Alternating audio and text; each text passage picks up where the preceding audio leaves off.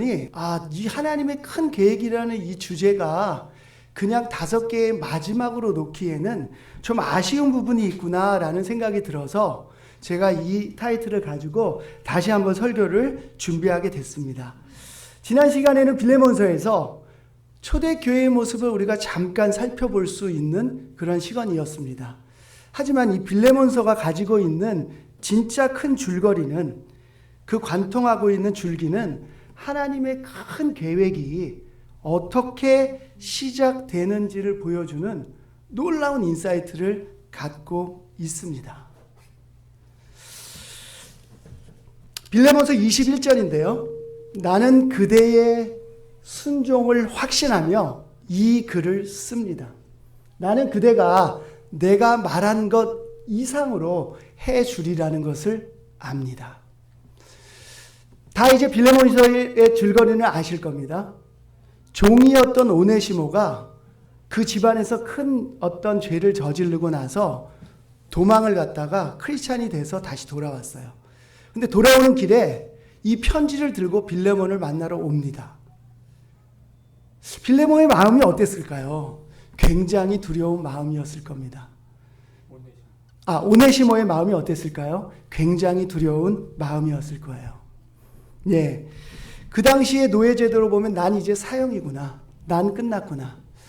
바울이 가라고 하니까 가서 우리 빌레몬 주인을 다시 만나야 되는데 그 떨리는 마음을 가지고 이 편지를 가지고 갑니다. 그 편지의 내용에 바울이 빌레몬에게 이렇게 얘기합니다. 나는 빌레몬 네가 순종할 것을 알고 그 이상으로 오네시모에게 해줄 것을 안다고요. 네, 맞습니다. 빌레몬은 끝내 오네시모를 용서합니다. 떨리는 마음으로 갔던 이 오네시모는 빌레몬의 용서를 받았을 때 아마도 그 두려운 마음이 다 사라지면서 인간적으로 볼 수 없는 하나님의 말씀의 힘을 경험했을 거라고 확신합니다. 뿐만 아니라 그는 온갖 불안함에 휩쓰였던 것이 사라지면서 더욱더 주님에게 헌신된 삶을 살게 됩니다. 마지막에는 순교로 삶을 마친다고 나옵니다. 고대 사회에서 노예 출신으로 존경받는 감독이 된다는 것도 무척 어려운 일인데 이 빌레몬의 용서를 받은 오네시모는 AD 68년에 우리가 잘 알고 있는 에베소 교회의 감독으로 있다가 순교로서 마치게 됩니다. 바로 초대교회에 하나님의 말씀에 퍼져나가게 하는 것의 시발점이 바로 이 빌레몬의 순종과 그리고 용서, 그리고 변화된 오네시모의 삶을 통해서 시작이 되는 것이죠.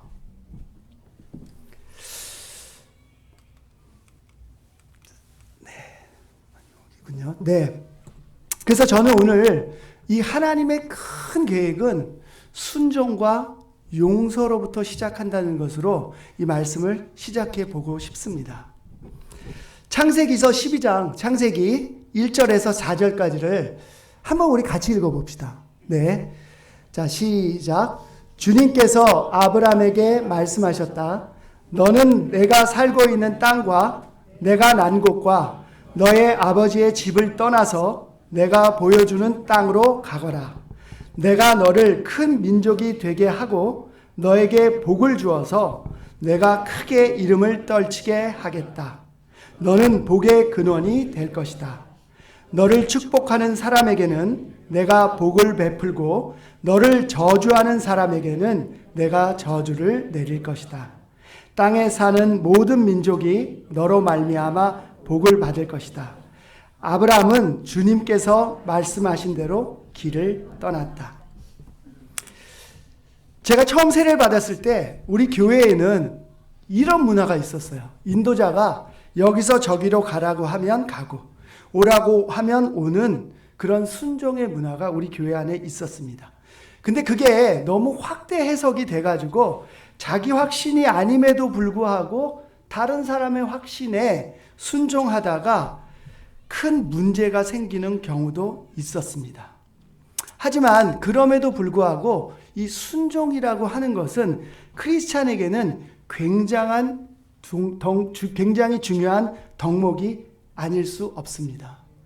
특별히 하나님의 말씀에 순종하는 것은 사실 언제나 옳은 얘기입니다. 근데 하나님의 말씀이 우리가 원하는 상황에만 순종을 요구하면 좋겠는데 그렇지 않아요. 전혀 우리가 원하지 않는 상황에서도 하나님의 말씀은 순종을 요구하는 경우가 많습니다. 그때 너무 어렵습니다. 너무 어렵습니다. 자, 우리는 이 시간에 다시 한번 이 아브라함이 처음으로 하나님을 만나서 부름을 받고 떠날 때에 그 순종하는 마음을 생각해 보면서 그걸 붙잡고 지금 우리가 얼마나 말씀에 순종하고 있는지를 한번 돌아볼 필요가 있을 것 같습니다. 아브라함에게도 이 일은 무척이나 어려운 일이었을 거예요. 아버지 데라와 아내 사라와 오랫동안 머물던 하란이라는 도시를 떠나는 건데요. 기억하실 겁니다. 아브라함은 부족 시대에 살았던 데라가 아마도 부족장이었을 거고 정착해서 살던 그런 사람들이었어요. 근데 앞뒤 맥락이 없습니다. 그냥 그 살았다가 11장 끝이었다가 12장 1절에서 하나님이 갑자기 이 아브라함에게 내가 명령한 땅으로 내가 보여줄 땅으로 가라고 합니다. 안정된 삶을 뒤로 하고요. 내가 보여주는도 아니고 보여줄. 이미 보여준 것도 아닙니다. 하나도 보이지 않는 앞을 향해서 떠나라고 이야기합니다. 정말 큰 순종이 필요하지 않았을까요? 4절에 근데 아브라함은 주님께서 말씀하신 대로 길을 떠납니다. 우리는 아브라함을 뭐라고 부르냐면 믿음의 조상이라고 부르죠. 그런데 아브라함의 이 장면과 이삭을 바치는 장면을 생각해 보면 저는 좀 의문이 있습니다. 아브라함은 순종의 조상이 아닐까? 근데 왜 믿음의 조상이지? 이 장면에서 나라면 하나님 한마디에 어딘지 모르고 떠날 수 없을 텐데 너무 어려운 일을 했던 순종의 조상이 아닐까? 근데 우리가 익히 알고 있는 이 믿음의 조상 아브라함은 그대로 합니다. 그런 의미에서 생각해 보면 믿음과 순종은 사촌 관계에 있는 것이죠. 믿었기에 순종할 수 있었고 그 순종은 즉각적인 행동으로 나타납니다.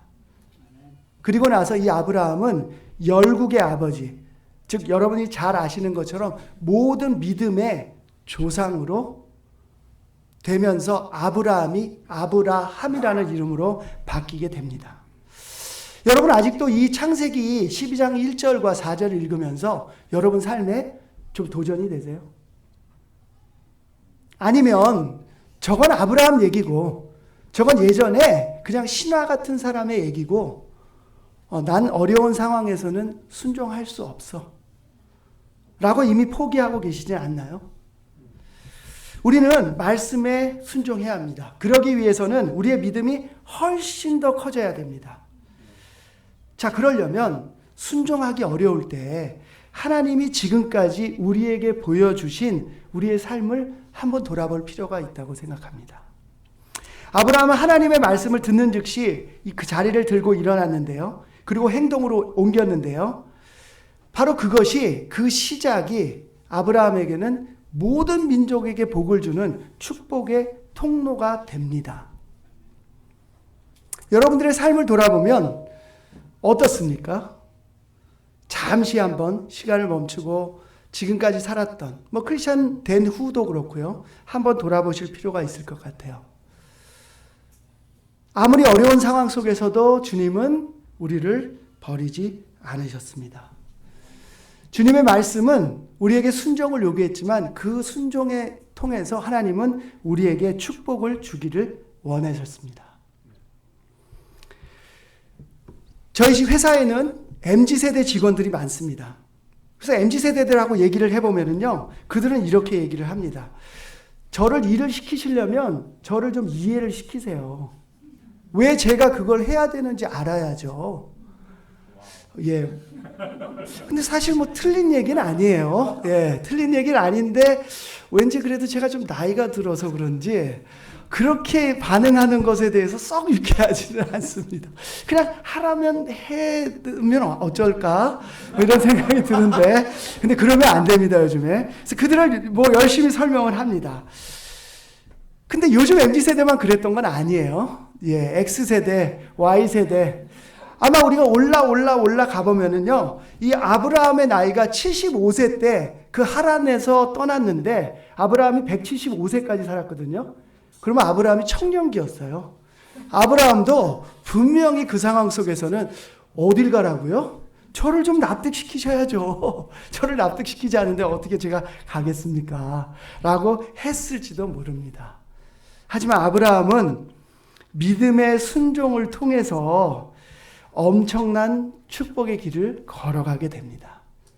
혹시 여러분 지금 말씀에 순종하라는 것이 혹시 내가 무슨 손해라도 보는 것처럼 생각하고 계시지는 않습니까? 그렇다면 그 생각을 버리셔야 돼요. 하나님의 축복을 경험할 수 있는 출발점이기 때문에 그렇습니다. 창세기 22장 18절인데요. 아브라함이 하나님에게 순종한 모습을 보고 나서 하나님이 이렇게 얘기하십니다. 그리고 내가 나에게 순종하였으므로 내 후손을 통해서 세상의 모든 민족이 복을 받을 것이다. 저에게도 초기 제자가 됐을 때의 모습을 생각해 보면 이 순종의 시간이 있었습니다. 무슨 생각인지 모르지만 첫 직장에 들어가서 예수님의 제자가 살아야 되겠다고 결정을 했습니다. 학교를 졸업하고 회사에 들어갔더니 그때는 회사가 이렇게 뻥 뚫려져 있었는데 제가 맨 앞자리에 앉아 있었거든요. 뒤를 보니까 10년 후는 내 뒤에 자리로 갈 것 같고 20년이면 저 끝자리고 30년이면 운이 좋으면 임원이 돼서 저 방에 들어갈 것 같구나 라는 광경이 있었습니다. 근데 문제는 뭐냐 하면은요, 거기에 계신 분들이 그렇게 기쁘고 행복해 보이지 않았어요. 그래서 저는 제자가 되기로 결심을 했습니다. 사회에서는 정해져 있는 자리가 있었는데 예수님의 제자로 살아간다는 것은 굉장히 쉽지는 않았습니다. 여기저기 돌아다니는 곳도 많았고요. 요즘 여러분 여기저기 예배 다니고 시간도 바뀌고 쉽지 않죠? 네, 쉽지 않았습니다. 하지만 저의 그 과격한 결심을 통해서 저의 삶의 목표와 스케줄, 친구들 모두 다 변했습니다. 우리 삶의 변화는 그렇게 시작하지 않나요?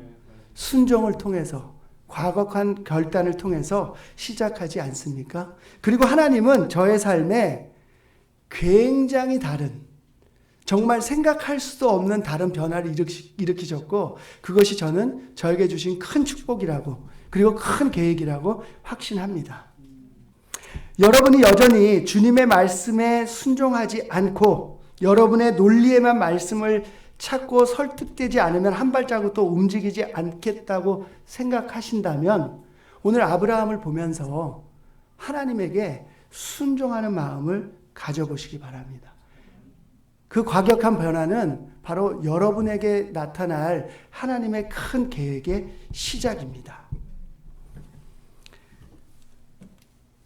두 번째는 용서입니다. 아마 순종하기 어려운 하나님의 가장 큰 명령 중에 하나가 또 용서가 아닐까 생각을 해봅니다. 좀 오늘 어려운 얘기를 좀 하고 있는데요. 순종과 용서입니다. 이 하나님의 계획을 우리가 보기 위해서는 순종해야 되고 용서해야 됩니다. 성경에서는 원수를 사랑하라는 하나님의 명령이 있습니다. 이건 정말 쉽지 않은 거죠. 예, 쉽지 않습니다. 용서는 그렇기 때문에 우리가 조금 생각하는 양보나 배려와는 차원이 다른 것입니다.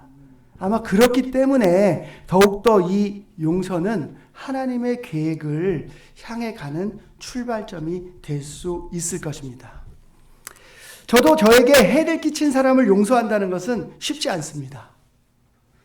용서는 용서하는 사람이 있고 용서받는 사람이 있잖아요. 예, 여러분은 용서도 해보셨고 용서도 받아보셨죠? 네. 용서 받을 땐 좀 어떻습니까? 괜찮아요? 네. 날아갈 것 같죠? 저는 회초리를 맞고 자란 세대입니다.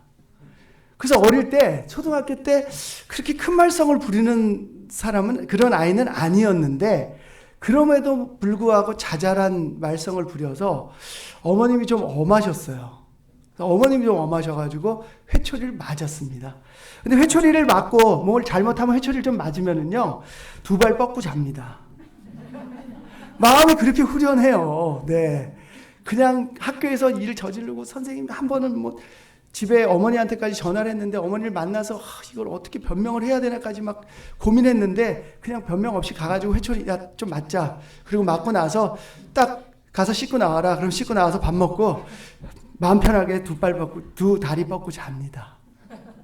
자, 용서는 그런 거죠. 예. 여러분 혹시 용서 받을 일이 있다면 용서를 구하십시오. 또 용서를 해야 될 일이 있다면 용서를 우리가 해야 될 것입니다.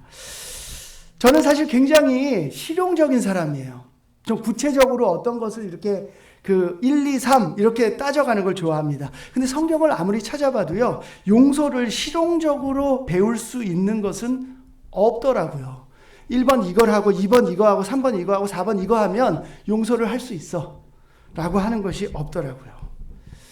찾아보다 보니까 바로 이 예수님의 삶이 순종과 용서의 아주 전형적인 삶이었음을 다시 한번 보게 됐습니다. 그 중에서도 이 십자가의 죽음은 순종과 용서의 결정체라고 할 수 있는 것이죠. 누가복음 23장 33절입니다.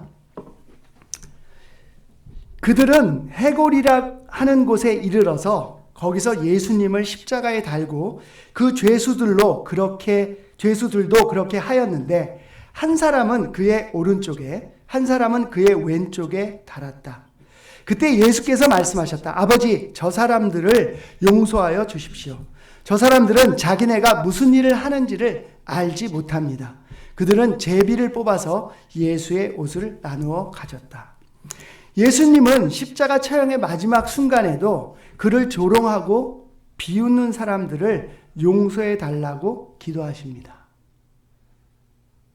인간적인 생각으로는요, 도저히 상상도 할 수 없는 장면이에요. 특별히 조금만 억울해도 제가 하고 싶은 얘기를 저는 꼭 해야 됩니다. 예, 꼭 해야 돼요. 그렇게 안 보이시지만 그렇습니다. 그런 사람이 생각할 때 정말 예수님의 이 십자가의 장면은 도저히 저의 인간적인 생각으로는 이해할 수 없는 장면입니다. 최악의 육체적인 고통을 겪고 있었고요. 그 순간에도 용서에 대한 기도를 드렸습니다. 예수님의 십자가는 하나님이 우리를 너무나 사랑하셔서 그 외아들을 죽음으로써 우리의 구원을 이루고자 한 하나님의 큰 계획이셨습니다. 혹시 여러분들이 용서하지 못할 사람이 있습니까? 십자가 앞에서 우리가 받았던 용서를 기억하시기 바랍니다. 예수님은 가장 최악의 순간에 우리를 용서하기 위해 가셨어요. 그렇다면 우리가 용서하지 못할 일이 없다고 생각합니다. 저는 사업을 하는 사람입니다. 예, 물론 다른 일도 좀 하는데요. 사업을 오랫동안 했습니다. 사업을 하면서는 이런저런 송사, 이런저런 상처를 주고받는 일들이 있습니다. 저에게도 용서하기 어려운 한 분이 있어요. 사업을 하면서 만난 분인데요. 그분은 저와 일하는 과정에서 제가 열심히 교회 다닌다는 것을 알고 있었어요. 그래서 어떤 일로 저를 좀 설득할 일이 있었는데 매주 예배 시간에 제가 예배를 드리고 있는데 문자가 옵니다. 오늘 그분이 온누리 교회를 다니는 분이셨는데 오늘 이러이런 설교를 들었는데 이 말이 권 대표한테 좀 같이 나누고 싶어서 보내. 한 몇 주째 받으니까 이분이 너무 진심이 느껴지는 거예요. 근데 나중에 알고 봤더니 예.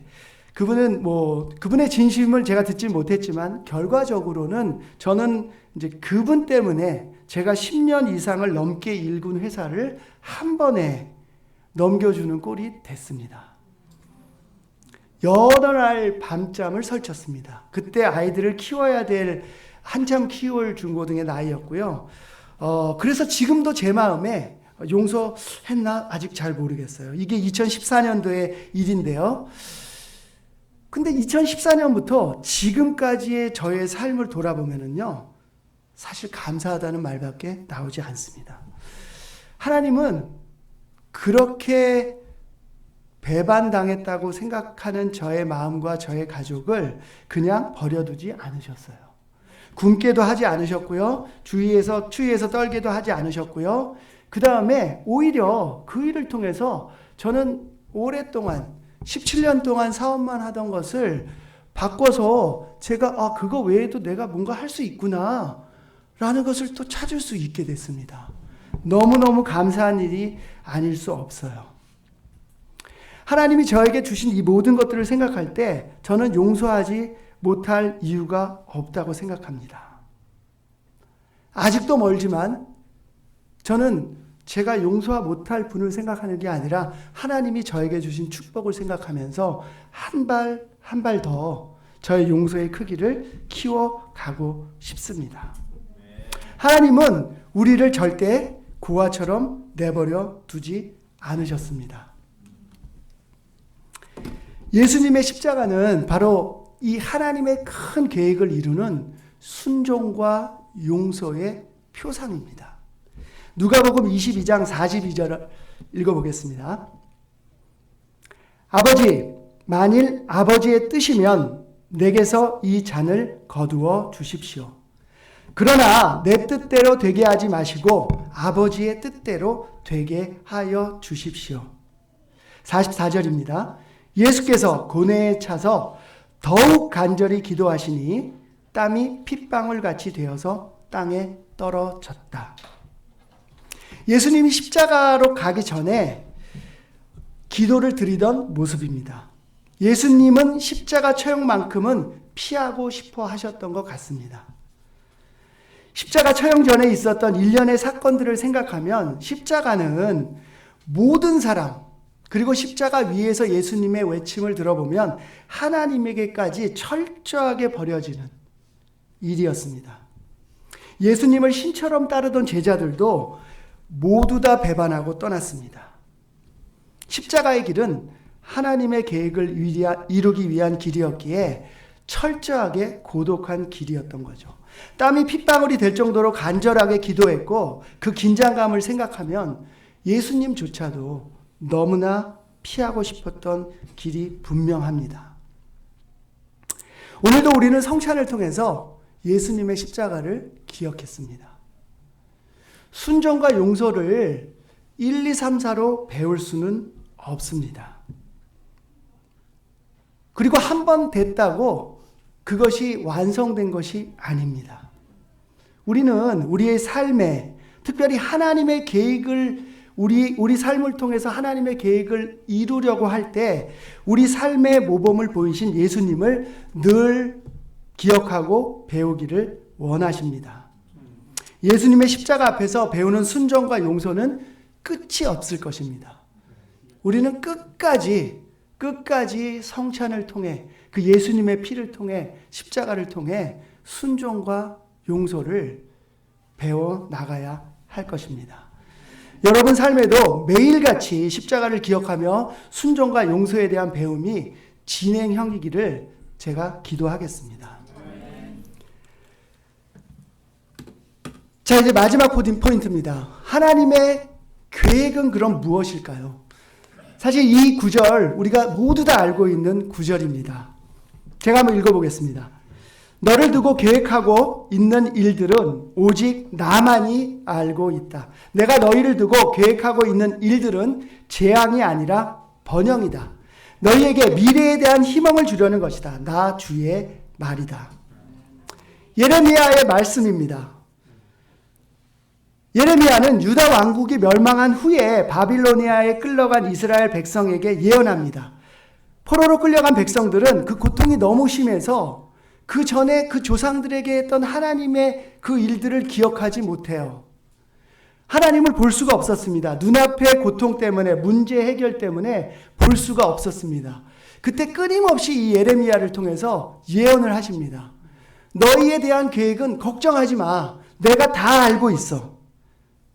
전부 알고 있으니까 걱정하지 마. 이 예레미야서 29장 요 앞절 8절을 읽어보면 이렇게 나옵니다. 너희는 지금 너희 가운데 있는 예언자들에게 속지 말고 점쟁이들에게도 속지 말고 꿈쟁이들의 꿈 이야기도 고지 듣지 말아라.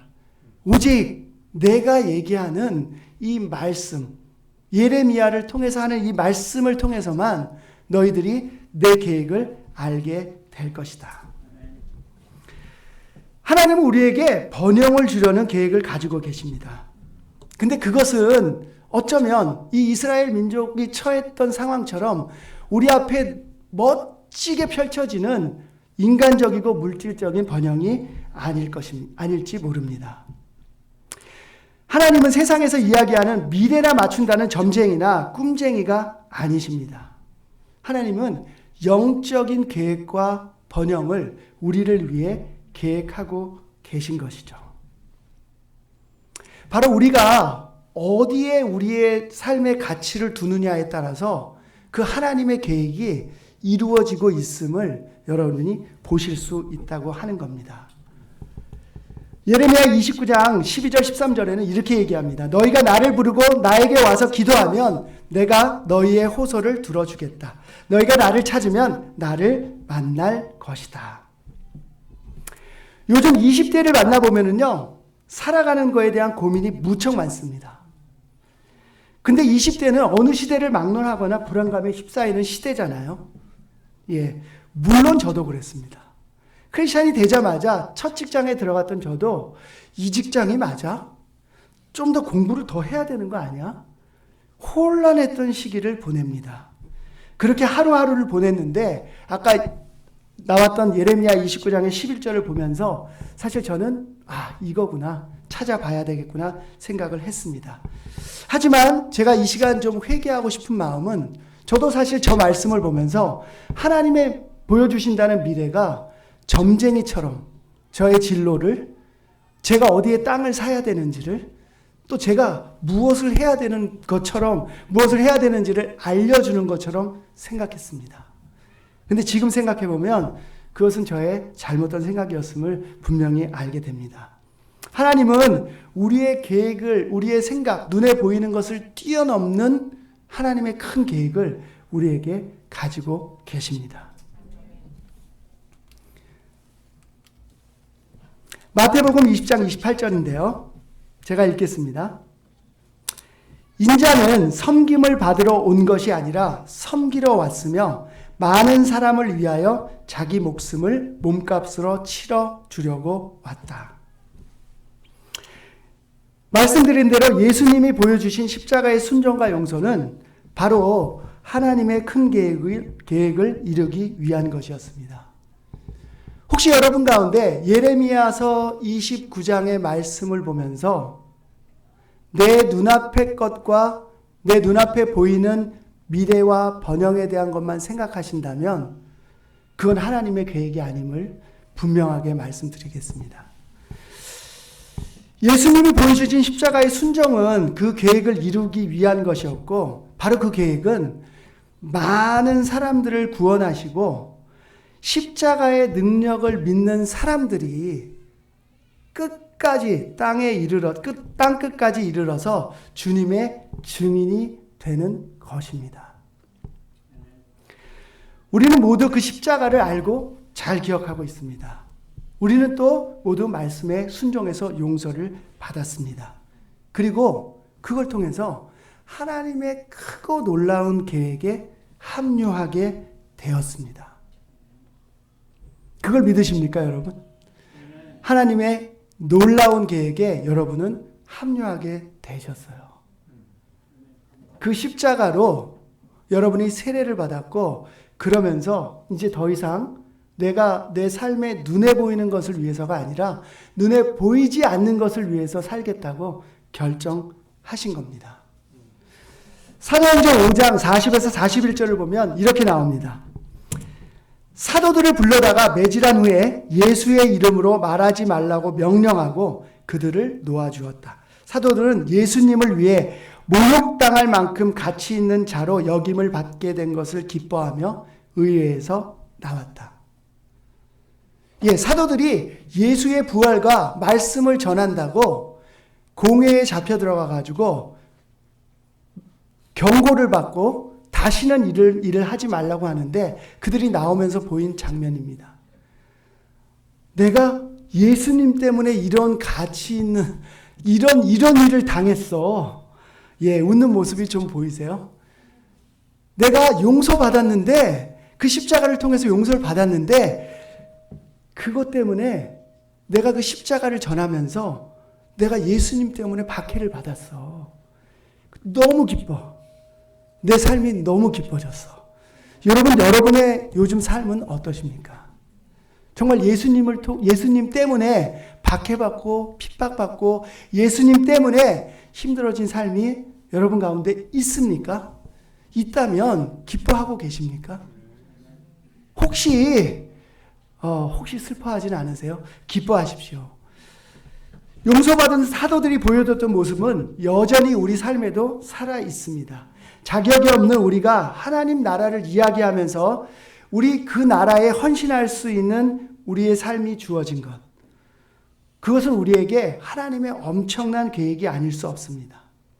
내 삶조차도 추스릴 수 없는데 내가 누군가에게 삶에 영향을 줄 수 있는 그런 위치에 있는 것, 엄청난 일이 아닐 수 없습니다. 늘 세상적인 것, 눈에 보이는 것만 따라갔었는데 눈에 보이지 않는 것을 추구하는 그 삶을 내가 형제자매들과 이야기할 수 있는 것, 하나님이 가지고 계신 엄청난 계획입니다. 또 이렇게 함께 할 수 있는 형제자매들하고 서로 격려하고 도전하면서 끝까지 하나님 나라를 가자고 함께 할 수 있는 것, 엄청난 하나님의 계획이 아닐 수 없습니다. 저는 지난주에 태국에 출장을 잠깐 다녀왔어요. 오랜만에 갔다 왔는데 비행기가 완전히 꽉 찼더라고요. 코로나 이후에 봉쇄가 풀려가지고 그런지 진짜 발 디딜 틈이 없이 꽉 찼습니다. 태국에서 돌아오는 길에 제 자리를 찾아서 들어갔는데 거기에 한 분이 앉아 있었어요. 가슴이 철렁했습니다. 제가 예전에 한번 KTX에서 자리를 예매를 한번 잘못해서 잘못된 적이 있어가지고 가슴이 철렁했습니다. 이번에도 내 티켓이 뭐가 잘못 끊겼나? 근데 그분이 저만 보면서 웃고 있었어요. 분명히 영어든 한국말이든 태국말이든 아무 말도 했어야 되는데 하지 않고 저만 바라보고 있었습니다. 제스처를 막 써가면서 제 옆에 있는 분이 그분한테 빨리 자리를 비켜달라고 해줘서 덕분에 제가 그 자리에 앉았습니다. 5시간 30분 정도의 비행이었는데 한 번의 식사 시간이 있었습니다. 밥을 쭉 날라주는데 이분한테 뭔가 그 얘기를 하는데 이분은 전혀 알아들을 수 없는 거죠. 무조건 싫다고 하더라고요. 무조건 싫다고 하다가 스튜어디스가 살짝 그걸 보여줬는데 또 그냥 웃기만 했어요. 그랬더니 그냥 스튜어디스가 그 자리 앞에 놔뒀습니다. 근데 그 자리에 앞에 자기의 식사가 왔는데 5분 정도 그냥 가만히만 있는 거예요. 이걸 어떻게 해야 될지 모르는 눈치였어요. 그래서 제가 옆자리니까 어떻게 할 수가 없어서 이렇게 뜯어주고 가지고 버터를 뜯어서 이렇게 해서 이렇게 제스처를 막 했습니다. 이걸 이렇게 해서 먹어라. 그러더니 한 10분 만에 보니까 싹 비우셨어요. 굉장히 보람을 좀 느꼈습니다. 별건 아니었는데요. 자, 어쩌면 저는 이 비행이 우리가 가는 인생의 여정이라고 한번 생각을 해봤습니다. 그분은 아마 분명히 비행기를 처음 타보는 것이 분명했습니다. 너무 낯선 분위기에서 몸이 굳어진 듯 했고요. 저에게는 너무 익숙한 일이었지만 아무것도 모르고 그냥 가는 사람이었어요. 아마 저의 작은 도움이 아니었다면 5시간 반, 6시간 굶으면서 갔을지도 모릅니다. 우리가 지금 형제 자매들과 누리고 있는, 또 우리가 하나님과 우리 개인적으로 가지고 있는 감사의 기쁨, 기도의 기쁨, 또 이 교제의 기쁨은 어쩌면 우리에게 너무나 당연한 것인지 몰라요. 하지만 이 인생이란 여정에서 이 작은, 어쩌면 작진 않습니다만 이러한 기쁨조차 모르고 그냥 쓰러져 가는, 굶어서 죽어가는, 영적으로 죽어가는 사람들이 아주 많이 있을지도 모릅니다. 우리에게 너무 당연한 영적인 양식을 먹어서 영을 살찌워야 하는데 그것이 무엇인지조차 모르고 살아가는 분들이 많이 있을 거예요.